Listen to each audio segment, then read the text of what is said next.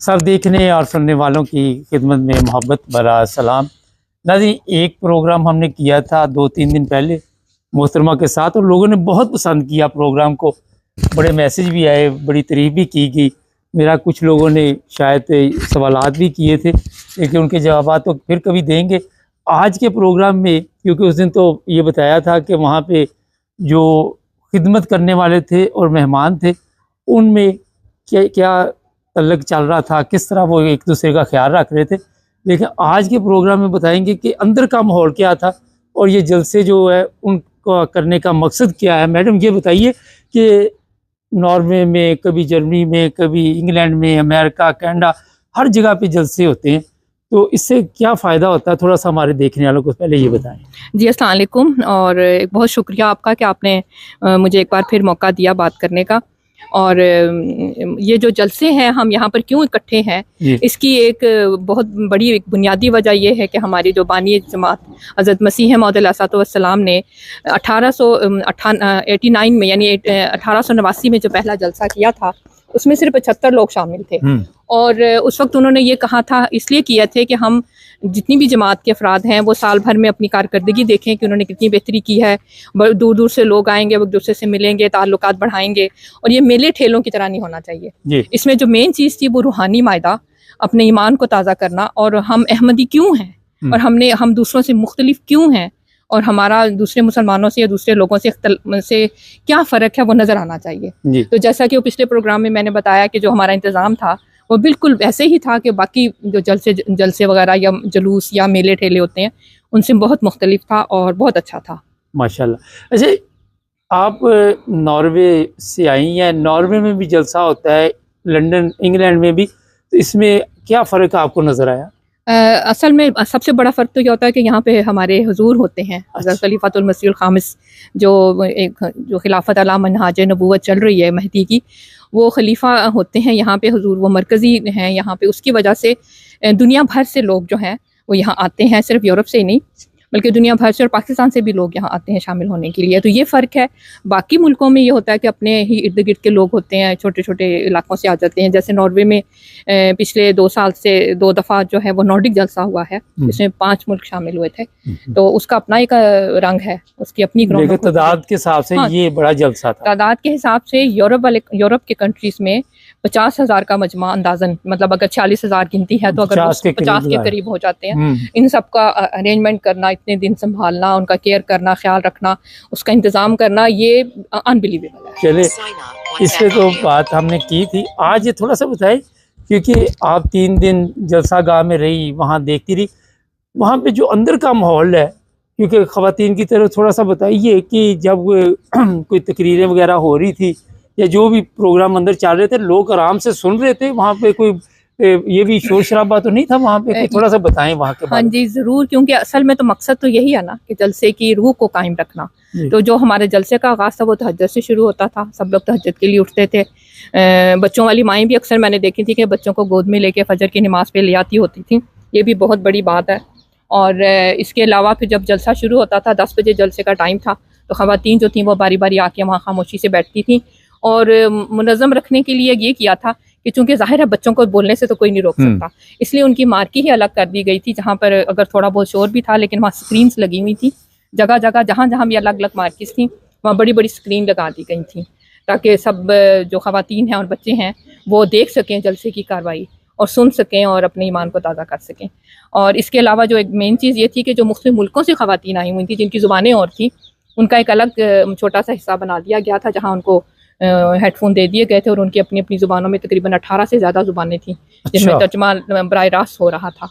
और वो ख़वातीन जो थी खामोशी से बैठ के सारी कार्रवाई सुन रही थी, बिल्कुल शोर नहीं था, कहने की ज़रूरत ही नहीं पड़ती थी, खामोशी से सारी कार्रवाई सुनी गई।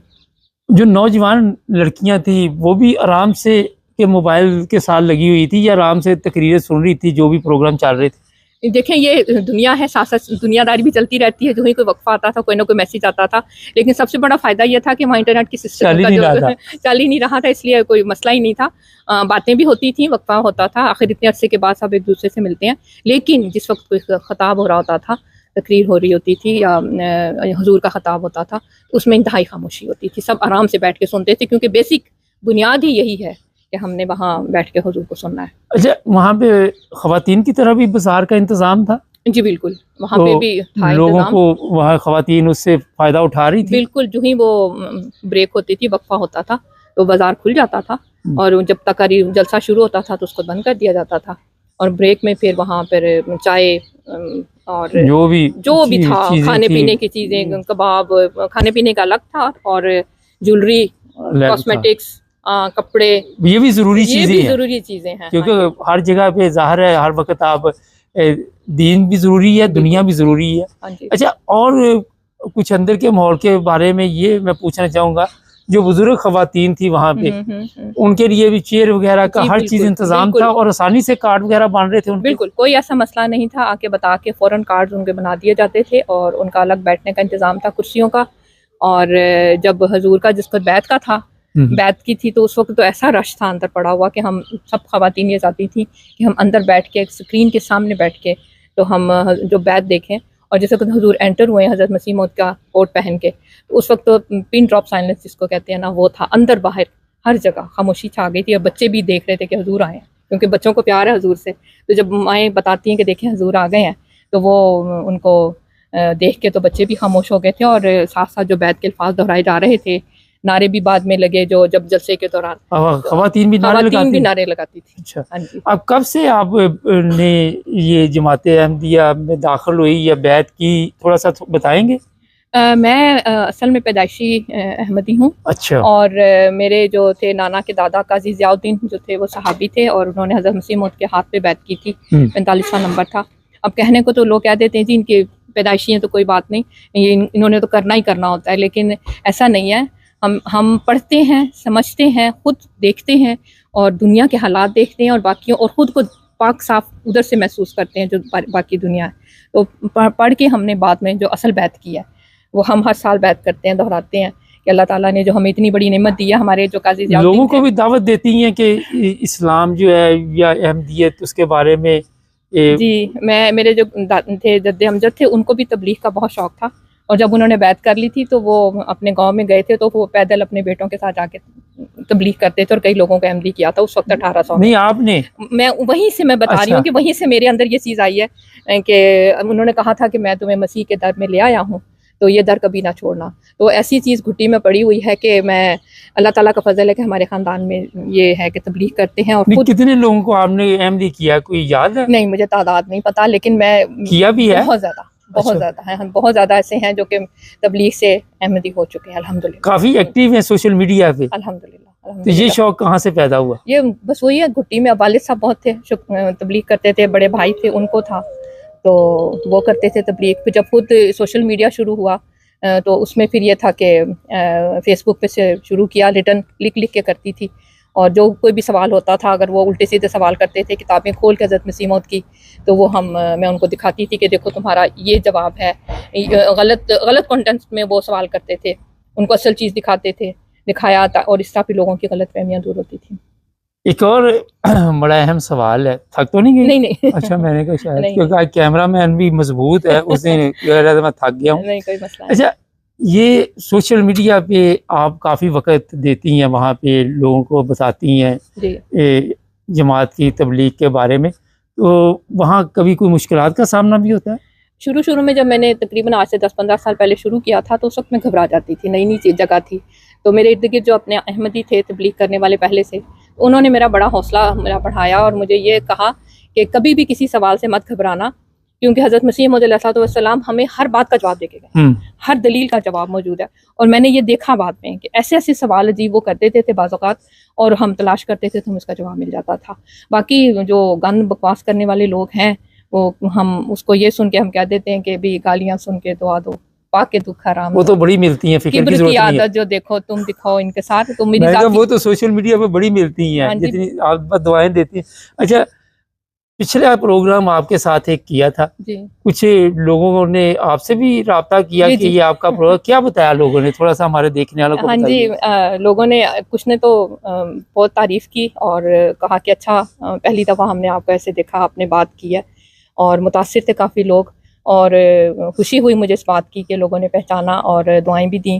कुछ ऐसे भी थे कि जिनको देख के जिनको ये था कि उन्होंने इतराज़ भी किया कि ये नहीं होना चाहिए था, लेकिन कोई बात नहीं, इससे भी हमारी अंदाज़ा होता है कि हाँ चलो उन्होंने देखा तो बेशक इतराज़। हमारा चैनल मेरा जब हमने शुरू किया, जी जी मैं तो आपको वैसे फेसबुक से पहले से जी जानता हूँ, जी बिल्कुल पहले से तारुफ था आपके जी, साथ। जी, जी। तो आप वहाँ पे नॉर्वे में लोग देखते हैं नाइन ब्रदर्स जी टीवी? बिल्कुल देखते हैं पसंद भी करते हैं? पसंद करते हैं, देखते हैं। और अक्सर चीज़ें जो हैं वो उनको वहाँ आपके चैनल से मिल जाती हैं, जो वो उनको ये होता है कि ऑथेंटिक चीज़ें हैं जो आप तो मुस्तनद पैगाम देना चाहें हमारे देखने वालों को?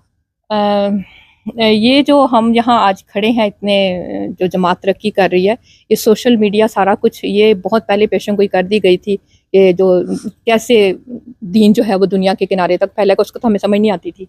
ये जो नई तरक्कियात हैं जिसमें हमारे अक्सर जो शौक़ रखते हैं जर्नलिज़म में और तशरीहात करने में और बताने में, तो ये बहुत ज़्यादा फ़ायदेमंद साबित होती हैं ये चीज़ें। ऐसे प्रोग्राम होते रहने चाहिए, काम करते रहना चाहिए, ताकि जो एक, क्योंकि हमारी तादाद थोड़ी है अभी फ़िलहाल, और हमारे प्रोग्राम जितने नहीं हैं जितने हमारे ख़िलाफ़ हैं, तो इसलिए हमें चाहिए कि हम जितना ज़्यादा हमें मौका मिले हम कोशिश करते रहें कि ऐसे प्रोग्राम करें ताकि लोगों की गलतफ़हमियाँ दूर हों।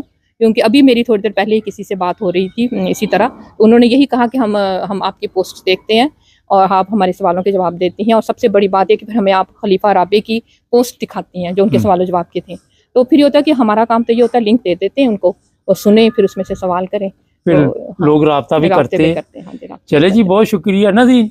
आज के प्रोग्राम का मकसद ये था, उस दिन तो आपको बता दिया कि ये जो अहमदिया जमात है इसके लिए कितनी कोशिश करते हैं इनफरादी तौर पे, जिस तरह ख़वातीन हैं, मर्द हैं, और जो मुखालफीन हैं जिस तरह मैडम ने बताया वो ज़्यादा है। तो इस तरह मुकाबला तो नहीं हो सकता, लेकिन मैंने ये चेक किया क्योंकि हमारा चैनल तो सबके लिए है, और कोई भी प्रोग्राम होता है किसी का, हम वहाँ पे जाते हैं तो हर एक की बात सुनते हैं। फ़ैसला आपके हाथ में है कि आज आपको कैसा लगा प्रोग्राम, कमेंट्स में लिखें, और जो इतराज़ात होते हैं वो ठीक लिखा करें, गलत इतराज़ात ना किया करें, क्योंकि हर चीज़ का हमारे पास भी इल्म होता है।